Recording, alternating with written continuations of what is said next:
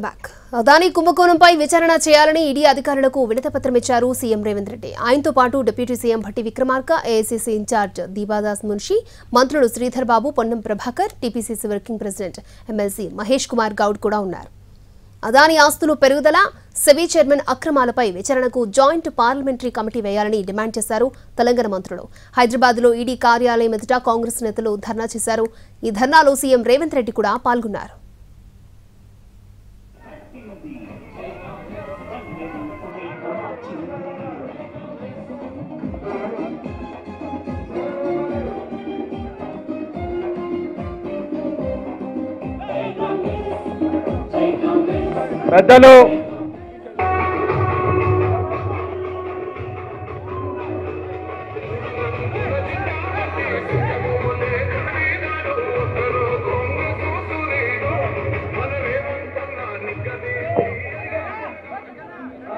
పెద్దలు గౌరవనీయులు రాష్ట్ర ముఖ్యమంత్రి వర్యులు ధర్నా శిబిరానికి వచ్చేస్తున్నారు.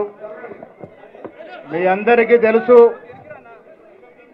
ఏఐసిసి పిలుపు మేరకు